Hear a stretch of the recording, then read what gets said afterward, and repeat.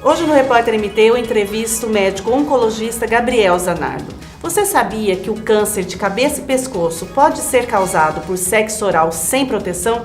Descubra como. Assista a nossa entrevista. Doutor Gabriel, quando a gente pensa câncer, cabeça e pescoço, qual a região que ele acomete?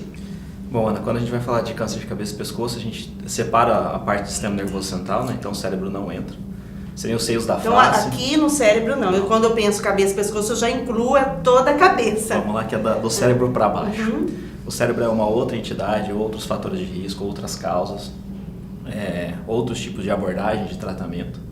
Então, quando a gente fala em cabeça e pescoço, a gente fala em seios da face, os famigerados pelas sinusites, né? Então, são essas partes que causam sinusite, são seios da face. Uhum. Eles entram na região toda aqui. Isso, a região frontal, seio da face,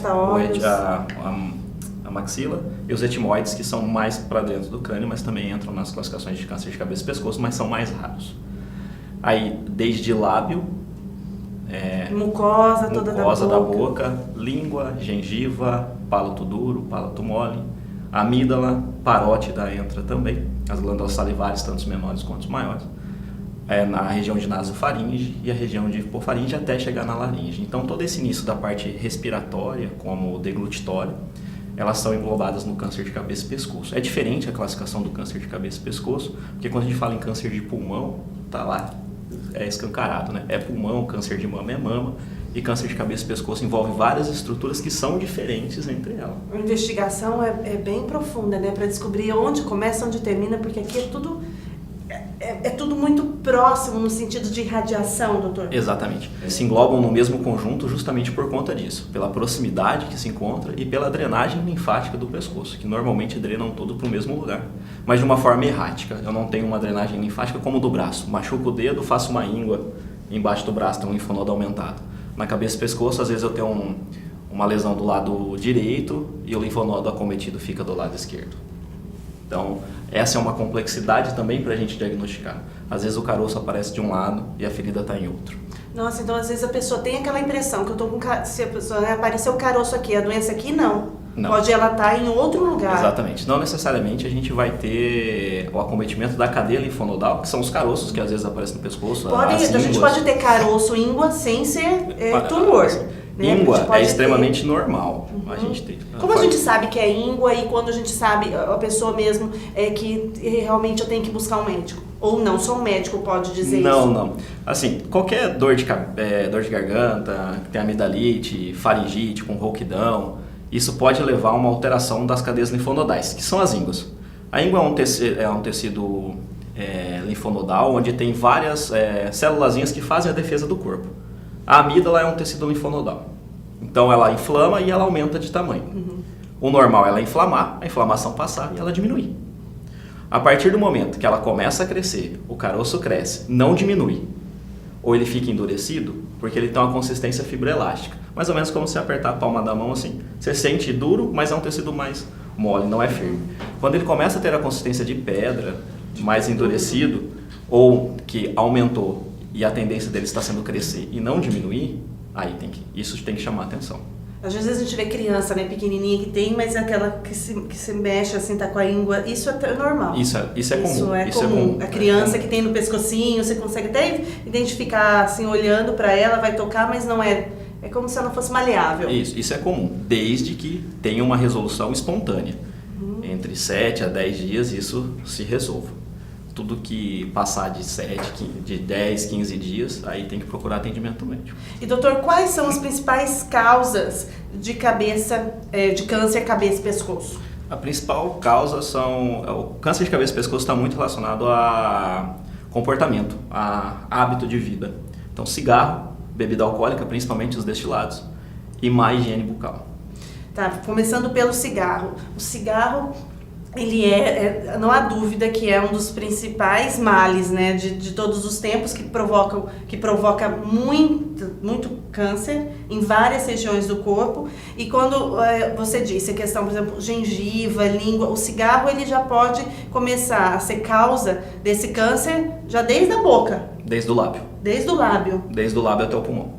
Nossa, ele vai devastando tudo. Porque o problema do cigarro mais é a toxicidade da fumaça. E porque tem gente, ainda existe pessoas que falam assim, mas eu não trago. Isso não tem nada a ver. Eu não trago, eu só... Porque assim, o fato de tragar é engolir fumaça. Engolir fumaça vai para o estômago. Não tem nenhuma relação em tragar cigarro e ter câncer de boca, que a fumaça já está na boca, já está na cavidade oral, já está agindo, já está irritando toda a mucosa. E o pulmão, a fumaça vai por contiguidade, né? Você não puxa para... Então não tem nada a ver tragar e o pulmão não vai para o pulmão. Porque tem gente que fuma muito e fala, meu pulmão está limpo. Isso pode acontecer, porque assim, não é todo mundo que fuma que vai desenvolver câncer. Mas o pulmão fica limpinho. Pode ser uma pessoa fumante, o pulmão limpinho, que eu digo com a mesma de uma pessoa que nunca fumou, que é saudável, de um fumante que não tem o câncer. Impossível. A única diferença é que talvez as alterações dele não são demonstradas a um exame de imagem, a um raio-x. Porque assim, é difícil um paciente... não dá para falar em impossível na medicina. Nada é impossível na medicina. A gente trabalha mais com probabilidade. Mas assim, dificilmente um paciente que tem uma carga alta tabágica, ele não vai ter nenhuma alteração. Nem que seja enfisema, pequenas bolhas de enfisema no pulmão, ele vai ter. Não tem como ele ter um pulmão considerado pulmão sadio, um pulmão normal. E depois que vai para análise de biópsia ou autópsia mesmo, você vai ver que o pulmão é todo impregnado de fumaça, uma consistência mais preta da mucosa do pulmão em vista de um pulmão normal que é rosáceo. E, Gabriel, a questão do álcool. O álcool também, essa mesma lógica, a partir do momento que você já coloca o destilado no lábio, ele já pode provocar essa alteração? Sim. O álcool também, por isso mais relacionado não é só aos destilados. Não.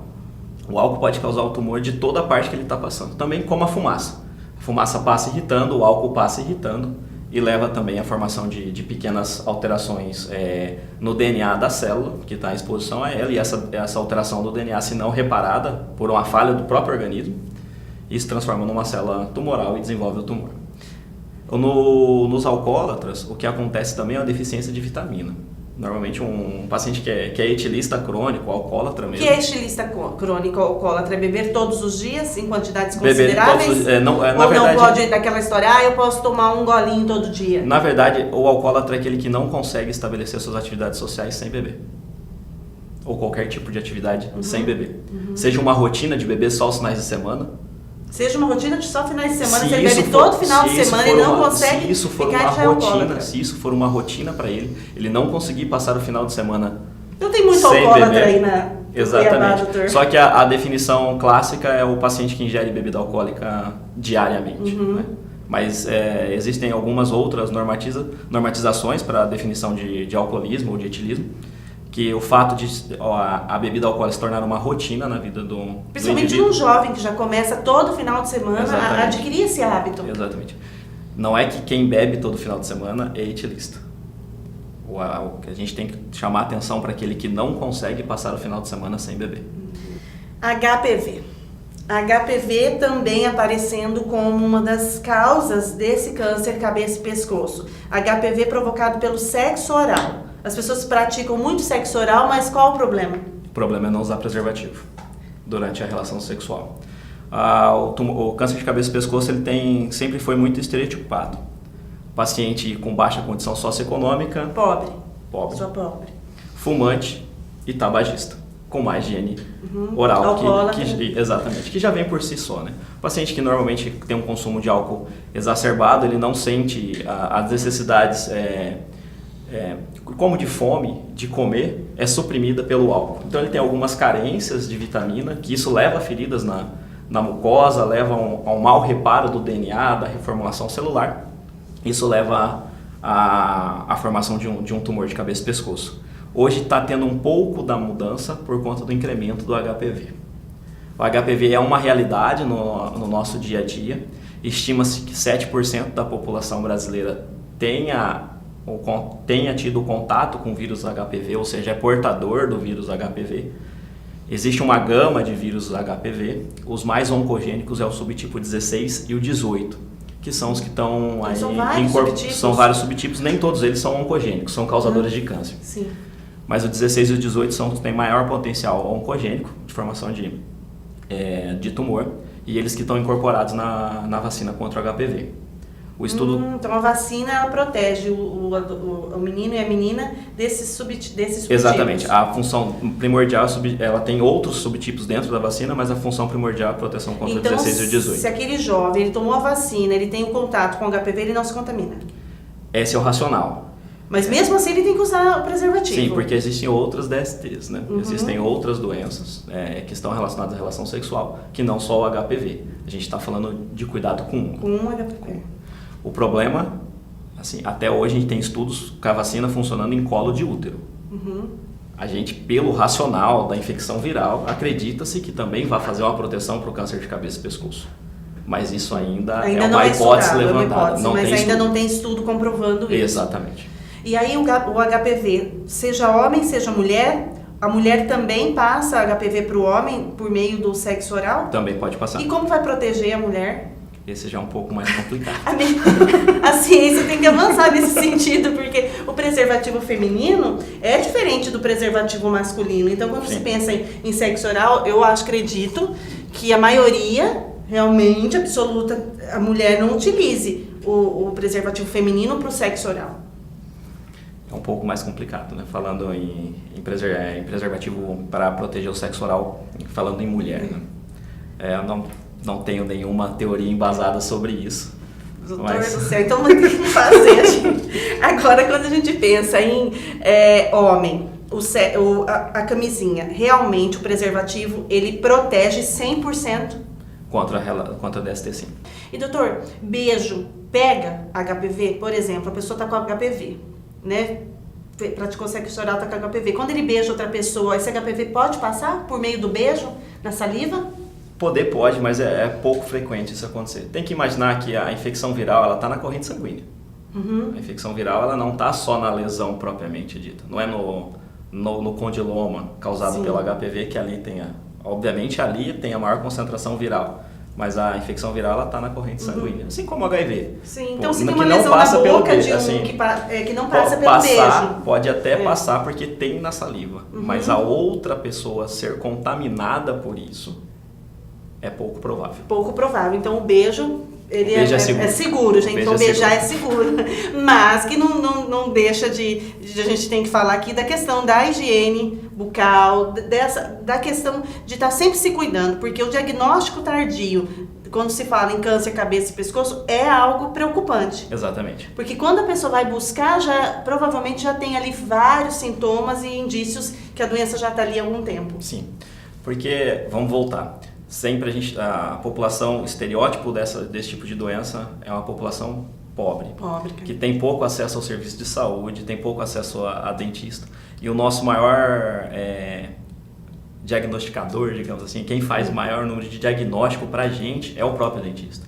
É o dentista que faz a inspeção completa da cavidade oral, vê lábio, vê mucosa jugal, vê bochecha, vê língua em cima da língua, embaixo da língua, atrás do dente. Então ele faz uma inspeção completa. E para ele é muito mais fácil, pelos aparatos que ele tem, pela prática que tem do dia a dia de fazer a inspeção da cavidade bucal, muito mais fácil um dentista fazer um diagnóstico de tumor de cabeça e pescoço do que nós diretamente, mesmos. quando encaminha para o médico, ele já está ali. Exatamente. Doente. Então, como essa população já tem um acesso mais deficitário ao sistema de saúde, normalmente já chega avançado. É aquela rouquidão que começou e não passou. A rouquidão é um indício que a gente começou, tem que procurar. Não precisa ser com tanto alarde, mas a rouquidão alguma coisa tá que não errada. passa.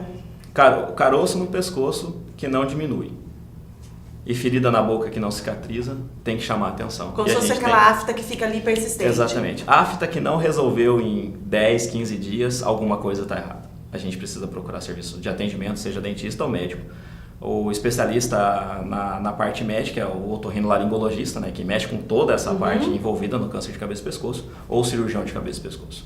E doutor, e quando a gente pensa assim, a pessoa está doente, é uma região que quando você faz uma cirurgia, é muito impactante, mutila muito a pessoa, né? Dependendo porque é face. A face, o pescoço é algo... o primeiro olhar quando você se depara com alguém é para a face. E isso, ele causa um impacto social também, né, na pessoa. Sim. Como que está a medicina olhando para essas cirurgias em relação à face do pescoço? E o tratamento avançou? Existem hoje mais opções de tratamento? Também teve um avanço nessa área? Sim. Foram vários avanços na área da medicina, né? Principalmente para a cabeça e pescoço, com o advento do HPV, que começou a ter o retorno desse tipo de tumor em países desenvolvidos. Nossa, daqui a pouco a gente vai ter que se envelopar inteiro, doutor, com essa história do HPV. O que leva a incremento em pesquisa e em tecnologia, né? Quando a doença está em país em subdesenvolvimento, esse incremento de tecnologia é um pouco mais difícil. Uhum. Então, hoje em dia, a gente já vê poucas cirurgias mutilantes. Uhum. Antigamente, a cirurgia era o primeiro tratamento. Então, um tumor de laringe, normalmente o paciente, depois da cirurgia, ele perderia a capacidade de falar. Então, era um paciente que ficaria sem o tumor, mas sem a capacidade de falar, por todo o estrago que a cirurgia faz. Um tumor de laringe é aquele paciente que normalmente a gente vê com traqueostomia, que teve um câncer de cabeça e pescoço, paciente que não consegue engolir mais porque teve desvio da perda da função. Então, hoje, o incremento da tecnologia é cada vez mais preservar a função de órgãos, lançar mão de outras tecnologias, assim como radioterapia, seja ela associada à quimioterapia ou não, mas ainda há indicação da cirurgia. Hoje, o que aconteceu é que rádio e quimioterapia vieram corroborar para o incremento desse tratamento e tentando manter sempre a função orgânica do paciente. Manter o paciente falando, comendo, respirando, sem traqueostomia. Do possível. Exatamente, sem causar uma morte social no doente. Como você disse, a alteração de face causa impacto. Então, você vê um paciente sem metade do rosto porque teve um tumor de cabeça e pescoço, ele é visto com outros olhos pela sociedade. Quanto maior a doença, mais impactante é a radioquimioterapia ou a necessidade de cirurgia. Por tirar metade da mandíbula, esse paciente nunca mais vai conseguir mastigar. E doutor, então, com radioterapia, quimioterapia, com diagnóstico precoce, é possível a cura? Sim. Quando a gente faz em diagnóstico precoce, a gente está falando em cura em torno de 90% dos casos de tumores de câncer de cabeça e pescoço. Quando eu pego estadio mais clínico mais avançado, a taxa de cura cai em torno de 30%. Eu perco muito. Muito, né? Uma diferença muito grande. Exatamente. Aí. E então o ideal, quais as dicas para a gente finalizar para quem está nos assistindo no sentido de quais são as dicas para manter a saúde mesmo, que é fundamental, e do diagnóstico precoce? É a ida ao dentista, de quanto em quanto tempo? Primeiro, parar de fumar. Quem fuma, parar de fumar. Quem não fuma, nem inventar de começar. Doutor, eu vejo tanta gente praticando, não sai de academia, tá lá se malhando, sai para fora da academia e tá fumando. Isso é meio contraditório também, né? Esse é o culto ao corpo e não à saúde. São coisas diferentes. Adorei essa frase, vou incorporar ao meu repertório. São coisas completamente diferentes. É um corpo bonito e o conteúdo vazio.